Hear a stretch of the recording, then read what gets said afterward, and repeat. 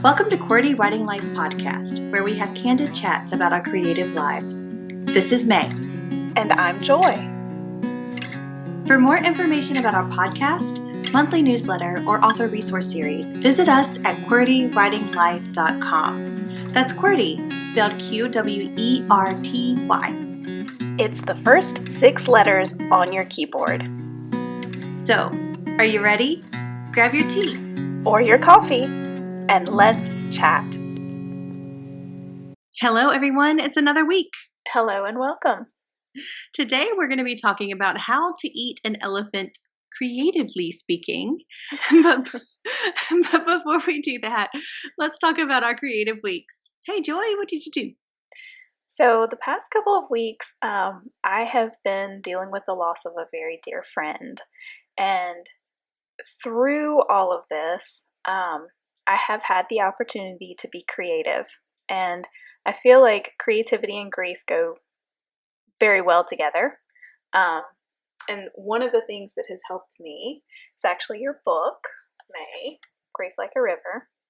So last night was really the first time that I got to be alone with my thoughts and processing things. And so I was able to sit down and I read Grief Like a River, parts 1 and 2. And I was able to write a letter to my friend. It's something that's been like playing in my mind. You know how we do that? Like we kind of think through these things before we actually get a time to write them down. So I did that. But I've also been able to play the piano a good bit.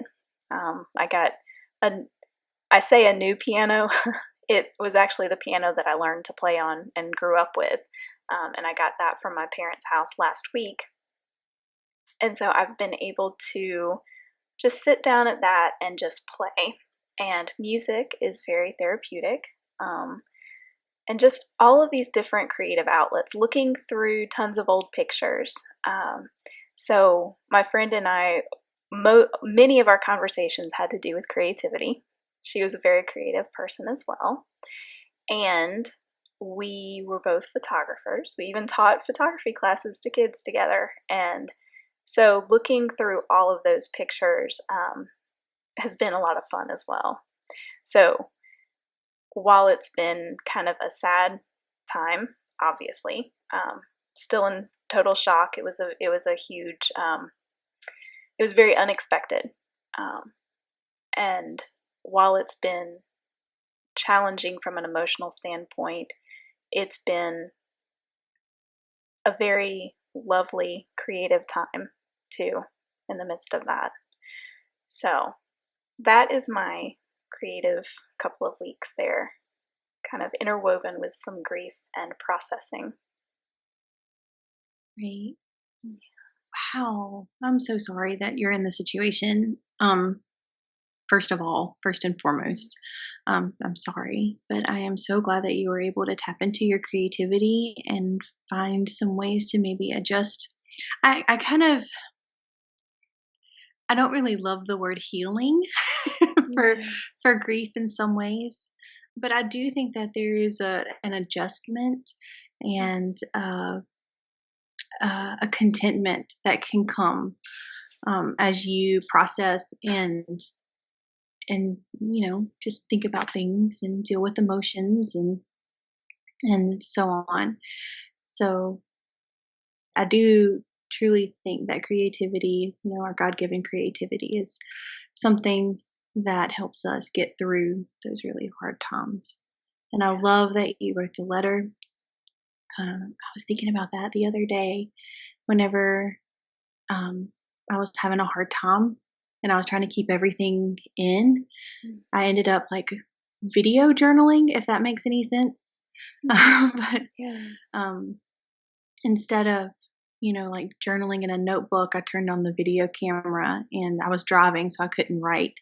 So I turned on the video camera, and there was something about documenting the feelings that I was having right then and there helped me get it out and helped me deal with it. When I was trying to keep it in, it was just kind of circulating like a cyclone inside of me, but there was something about letting it go. that made it a little bit better. So Yeah. And I definitely think that that is huge to be able to, you know, whatever that, whatever the medium, I guess you could say, to process through times like this. So it makes a huge difference when you can get those thoughts out, whether it be, of course, I love to journal, but a lot of times, like last week, I was driving to see my mom, who is in a personal care home. And so it was on that car ride where, I was first able to kind of start having some of these thoughts. And it would have been good to be able to get those out at that point. So having the audio or the video, like being able to record things in that moment, I think are things that, I know I could do a better job of utilizing, because they are tools that can be very helpful for things like this. So, but right. I'm very And no thankful. one will ever see, like, no one will ever see that video. Yeah. And I don't even know if I'll revisit it either. I'm not 100% sure yet if I'm in a place where I can revisit it. Mhm. But yeah, just getting it outside of my body and into a place that I knew it could be revisited if I needed to. Mhm. Like, just speaking it out into the air, I don't know if that would have worked. Yeah. I don't know. What do you think? Yeah, I definitely think so. It's something about getting it outside of ourselves and either verbalizing it or writing it out. Because when you do either of those things, you have to think it through a little bit more fully than maybe you do just inside your own mind. And I think, at least for me, that's a big part of it. Just Hmm. really being intentional in the thought and in the processing, which I keep coming back to that word, but I feel like it's kind of pivotal. No, I agree with you. Because if I keep it inside of myself, I don't process it. Yeah. It just kind of sits and festers, and then Mhm. eventually it gets buried, and I think it's gone until something triggers it and it just explodes. Yeah. So, yeah, I think processing is a really good word for that. Mhm. Um, and I argue too a little bit, just a smidge, that your piano playing helped you in the morning process too. Oh, yeah, Um, definitely. Yeah, so, um, it definitely did. And that's something that, like, I can say a little I'm thankful for, because if y'all have followed, I've had some health issues that cause problems with my hands. And so I was concerned, maybe I'll be able to play for 5 minutes here and there, but I didn't expect to be able to play for very long sessions anyway. Well, last Wednesday night, I knew I had talked to some friends. I knew that she wasn't going to make it through the night. And so I was able to sit down at the piano and just play for, it was probably a good 45 minutes to an hour that I was able to play without pain. And in my mind, that was like I was playing her home. And so that was really kind of cool to be able to do that. So that's a huge thanks and praise. And then, writing poetry, writing the letter, looking through pictures, all of these ways to remember and be thankful. And I'm just so thankful for creativity, and your book. Very thankful for that. You know, I'm sorry. I know we're all weepy. I'm sorry. This is heavy, but it's part of life, right? And I think that we all go through this. I've been thinking about this a lot, and I feel like everyone I know, like the past couple of years, have just been hard. They have been a time of upheaval. They've been a time of loss. They've been a time of grief. They just have, for pretty much everybody that I know. I don't know anyone who hasn't felt that way in the last couple of years. And I think for me personally, it's the last year and the last 3 to 4 months specifically that have been weighed down even more with this loss and grief. And so it's something that we all go through and deal with. So creativity is something that can help, if you have a creative outlet that can just help you process and get through these kinds of things. Mhm. So yeah, so that's my very long-winded creative week. but hopefully it Well, helps someone. And thank you for being part of my processing and all of that. I truly appreciate you sharing that with me because that's the whole reason why I put that very raw book out there into the world. Yeah. So, yes, thank you for sharing, and I'm so so glad that it could aid you in that way. So, All right, whew. now it's time for your creative week, and I hope yours is a little bit more happy now that I've brought us all down.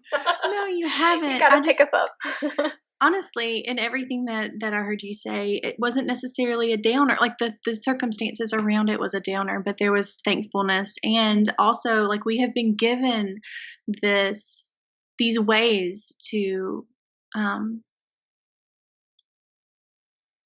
to handle these types of situations. We've been given the tools that we need, and without even knowing it, I think too, like instinctually, I think we're creative.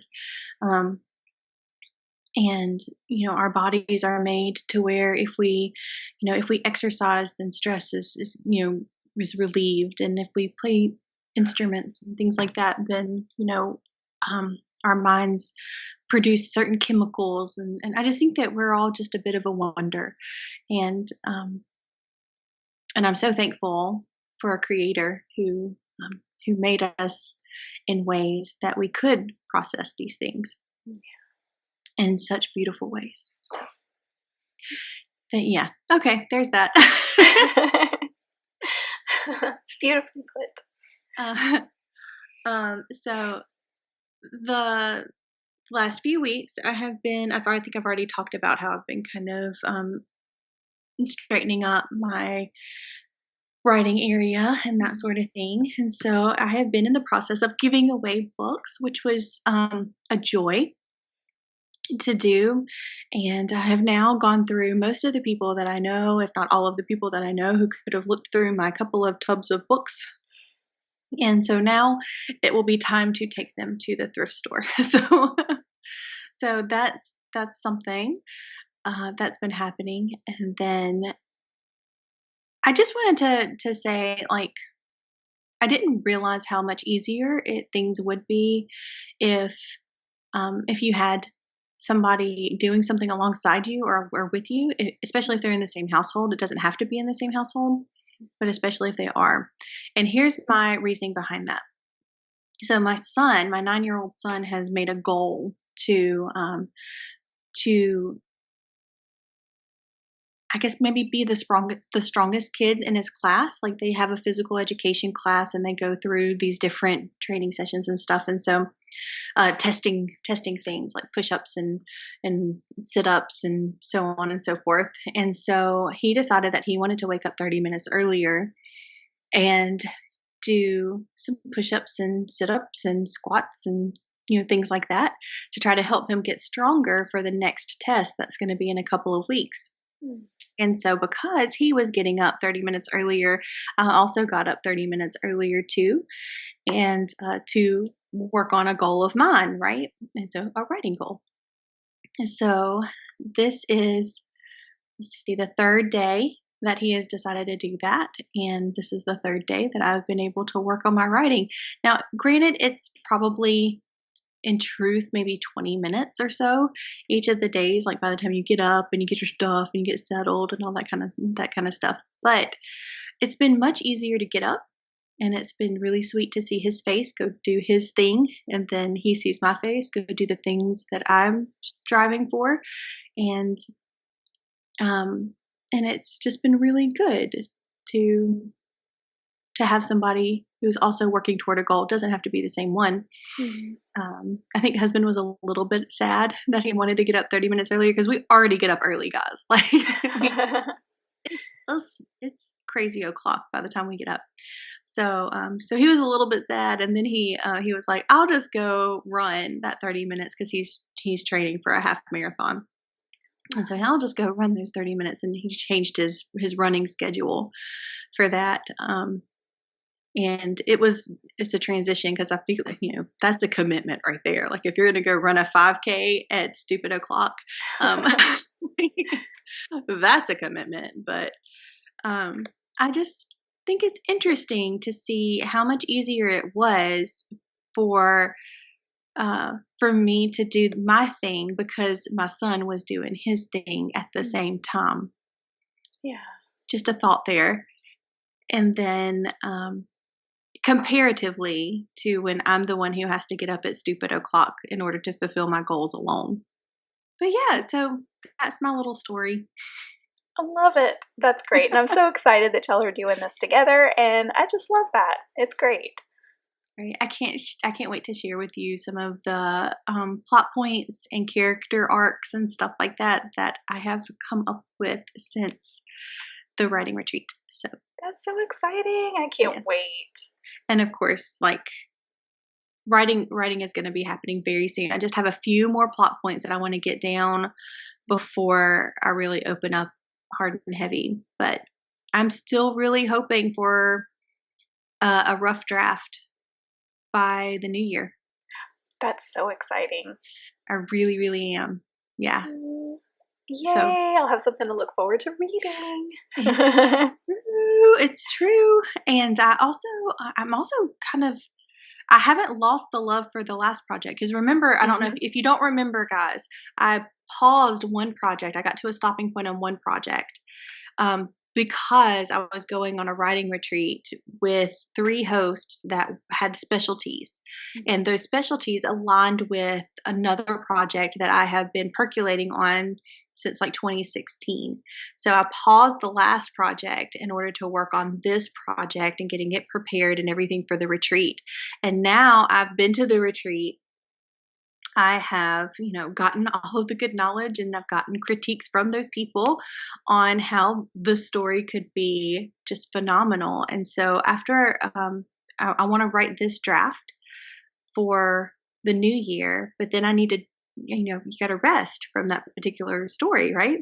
So while I'm resting on that, I am still like gung ho about the last project in ways that I have not been gung ho about it before because I have this new craft knowledge and stuff from the retreat as well. So that's so exciting. It's a good thing. I love how one project feeds another, and it's so exciting. Yes. Yay.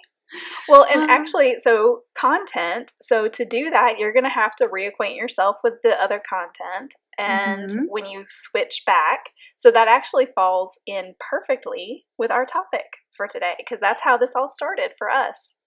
It's true. So we had a work session, guys. Y'all didn't know about it because it was on the off week, but now you do. And we had a work session on our workbook to be the companion of our published book, Finders Keepers, A Practical Approach to Find and Keep Your Writing Critique Partner. And so that's kind of where we had to start in the last work session. Yeah, and so we realized that we needed to reacquaint ourselves with the content from the book in order to make the right decisions and move forward with this workbook. So that's kind of what we've been doing. And I'll be perfectly honest, I don't know about May, but like when we first said that, okay, we got to go back and read our book again, I was like, I gotta read a book. Okay. Yeah. So guys, just for reference, for anybody who would like to see, this is the book right here on YouTube. If you're on YouTube, this is the book right here. Oh, can you? Yeah, oh, there we go. You go. Yeah, can you see the spine on that sucker? It ain't small. But don't scare them away. No. We used large font, and a large part of that is our special things that we tucked in the back with all sorts of extras and bonuses. Yes, that's true. So the part that we needed to read, let me see. I'm going to find to the part that we needed to read for page numbers and such. Oh, I forgot about our critique partner spotlights. Oh, that was such a great thing to add. I know, it was so much fun. Yes. So the critique partner spotlights are where Joy got in contact with a bunch of different people and asked if they had critique partners. And if they did, then we asked them to answer the same questions. And when they answered them, it validated everything we wrote in our book. It was very nice. And it was so fun to hear other people's experiences and how their critique partner relationship works. And it was just great to include that in there. Yes, it absolutely was. But also, it validated everything we wrote in our book. Truth. So that I was just really excited about that because sometimes you think and you believe certain things, and it was good to have Joy's validation, but as my critique partner because we're on the same page and that sort of thing. But then to find what was it like 5 sets of other critique partners. It was Something like around that. it was around Yeah. 5 sets of other critique partners who also fell in line with what we Mhm. were writing about. That was just really super extra validating for me. And I'm the type of person who likes validation. So, it's only 219 pages, y'all. So it's really not that big of a book. Um, but it felt like a huge commitment whenever we were looking at the book and at our schedules Mhm. and putting those two things together. It felt like a really, really big elephant. Yes, it did. It did. With everything else going on and just thinking about, okay, I have to read another book, it just was crazy. So, thankfully, and I think, May, you were the one who suggested this, and I'm so glad that you did. Instead of just saying, okay, we're going to read the whole book and just being like, bye, I don't even know when, I said, okay, let's give it a shot and see if we can read the first chat this week. That's how, instead of saying chapters or sections, we use the little term chat. So it's like a chapter. And we just said, let's take chat 1 for this week. Let's see if we can read it by our next session, and then we can talk about it then. And so Mm-hmm. we've been doing that 1 week at a time. Okay, now chat 2, can you read it by the next week? Let's see what we can do. And yeah, we're just going to taking it a week at a time, a chat at a time. And that is so much more doable. Right. And I think too that we've been giving ourselves even a little bit more grace than that too, Mm-hmm. where we got to the place where we were like, if you can Mm-hmm. read and evaluate chat 1, Yeah. because of all of the things that have been happening in our lives. So Mm-hmm. it's, I missed the first week. I'll be honest with you, with everything that was going on at work, did not do a very good job at that. But Joy gave me some grace, and while we were in our work session, I worked through reading the chat, and we were able to get some good conversation in there Yeah. about that. But um, I did better for chat too. There you go. It's all about improvement. That's right. That's right. And we still have had some really good work sessions too. But I do think that having, because of where we are in our lives, like evaluating your personal situations that are going on right now and your professional situations, and then adding this on top of it, like your creative thing on top of it, there are going to be times where you're going to need to have some more solid deadlines. And there's going to be times where you don't know what's going to happen tomorrow. And so you need a little bit of a looser situation. That's Mhm. all a part of the evaluation between you and your partner or you and yourself. So Yeah. just be truthful, I think is the word here. I was like, just Mhm. be truthful. Like, because I couldn't promise Joy that I would be able to read those 33 pages. Um, and that's just where I am in my life right now. Yeah. Um, but I was honest and she was Yeah. graceful. So, Yeah, and I think that's super important. And another thing for me too is just this mindset situation. So, just being able to, instead of saying we need to reread the book, I mhm, haven't even thought in those terms. I'm going to read this chat and that's it.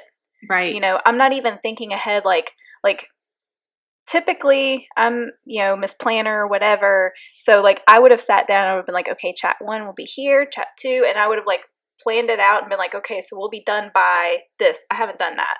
And I'm not Mhm. gonna do that. So it's a mindset thing too. In this season of extreme overwhelm, I feel like for both of us, it's nice to be able to just use different terms, different words, and it makes a difference. I don't know. Oh my god, I didn't even think about that, but you're absolutely right. Like the project as a whole is a bit of an elephant too, Mhm. and we did that soft goal, Mhm. and we're working toward just I've kind of even forgotten about that soft goal, to be honest with you, Yeah. and have just been working the little pieces that we can, just inching our way closer to a final product. Wow, that's really interesting to think about, because I am also the kind of person who will count out, like divide word count and Mhm. try to put it on there. On Sundays, maybe I'll take a break and Yeah. joy, joy, you have come up with something here that is beyond our whole work session and into our personal lives and our professional lives. Yeah. Okay. We just, stumbled upon that. Although we're gonna make you think that we knew this all along, right? We're Right. gonna act like we knew what we were doing.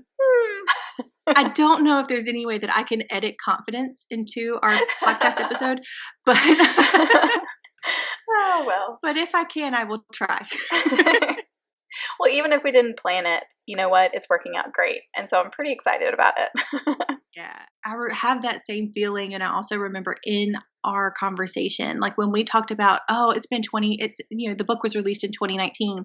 It's been that long since we have read this book. We have to read this book. There was deep, heavy sighs and forlorn faces in both Joy and I.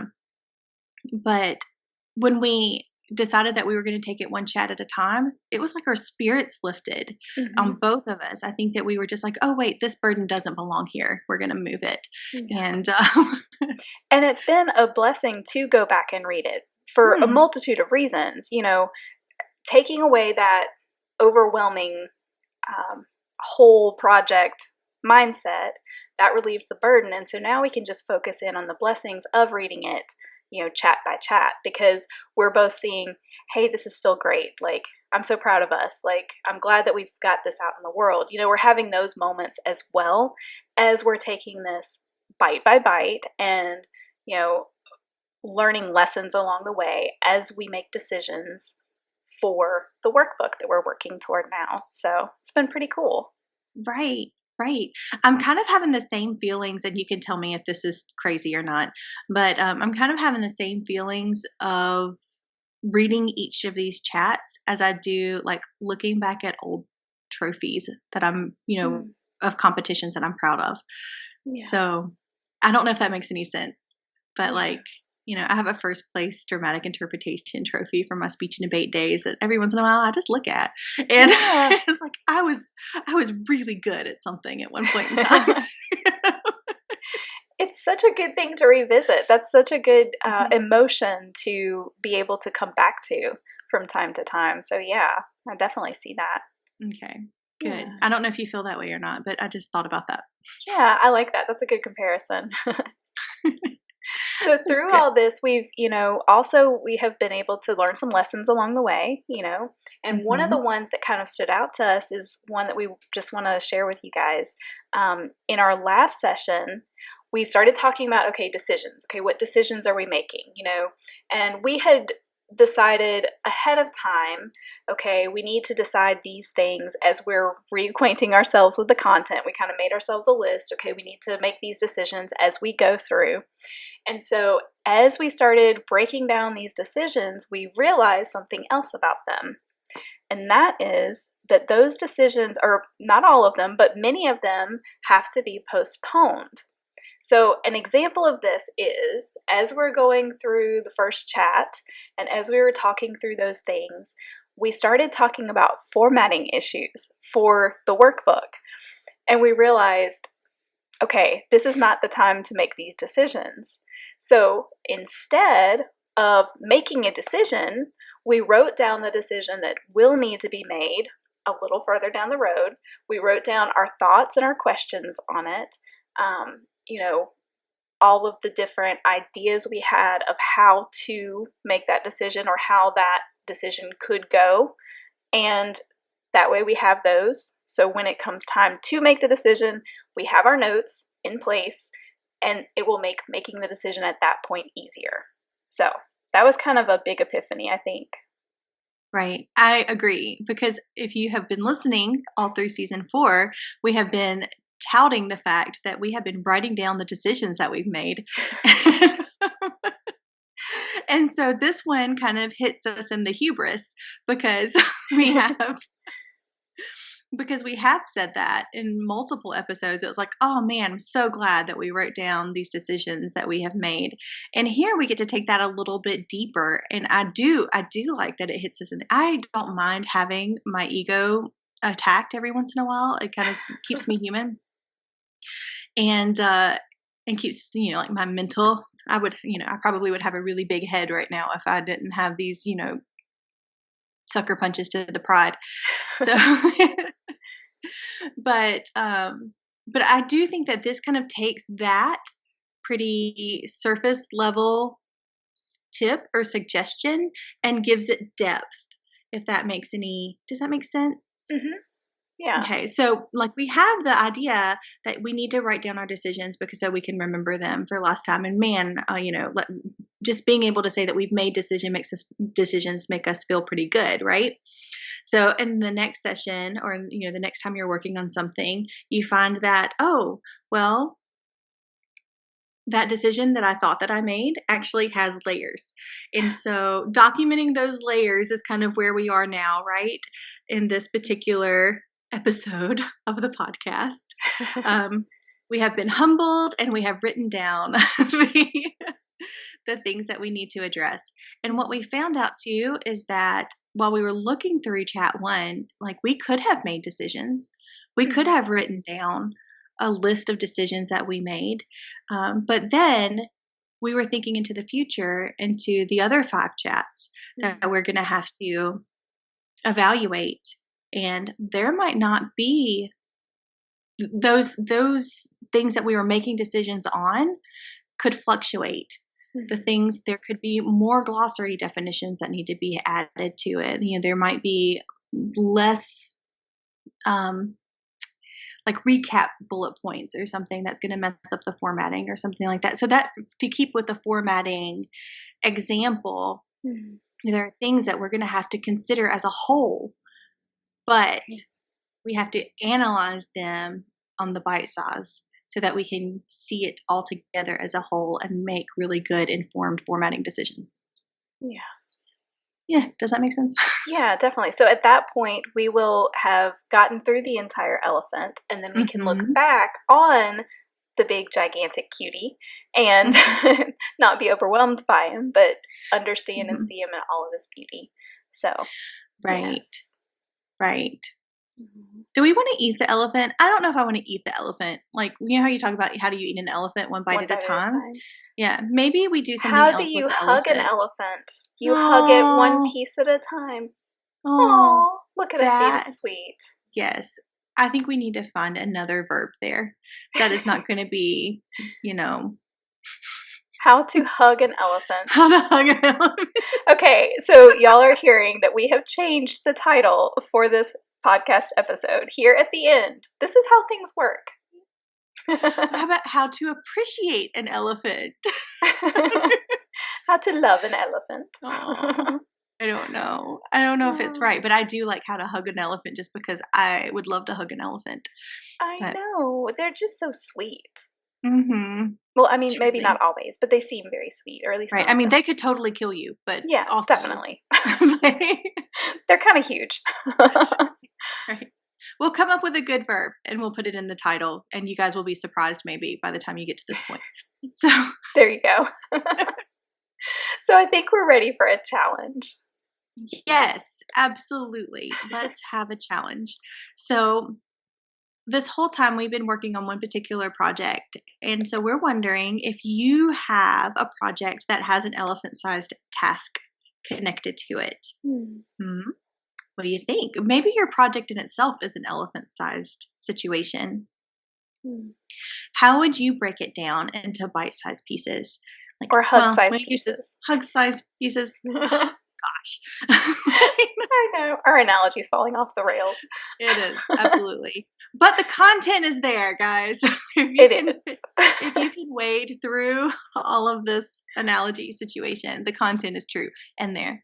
So how could you break it down into smaller pieces? How could you evaluate a section of the elephant? Or the really large task? How could you evaluate that and figure out what you need to do from that moment? Also, where are you in your season of life? Are you struggling? Do you know what's going to happen tomorrow? If you don't, that's okay, because that's kind of where Joy and I are at this particular moment. And we just want to share with you that some days we don't know what's going to happen. And you may be in that same situation. Your to-do list is basically more of a suggestion because you don't know what's going to happen. And so evaluate that. And if you are in that season, just give yourself a little bit of grace. And yes, continue to try to move forward inch by inch on whatever you're doing. If you only get like half an inch or something, just be thankful for the creativity that you are able to put on to this project. Or even if you just need to take your creativity and focus it in a different direction. If you're grieving, if you're depressed, if you're having feelings that need to be processed, use your creativity in a way that is going to help you be a better you, and then get back on your project. Yes. Thank you. I needed to hear that. I think that was a perfect way to bring it all together. Well, we had to do it somehow because it was all over the place. Joy and I are human beings, just like you guys. So you got a little piece of that today. And it's that humanity that fuels our creativity too many times. So we should embrace it. Well done. Yes. I know. Absolutely. Well done. You even went deeper than, well, this is a great episode, guys. Cheers. It is a good episode. Cheers. It's cheers. Water, but cheers mine anyway. Coffee. Well, we hope you guys have an amazing week. Yes, and go make something. Bye. Bye.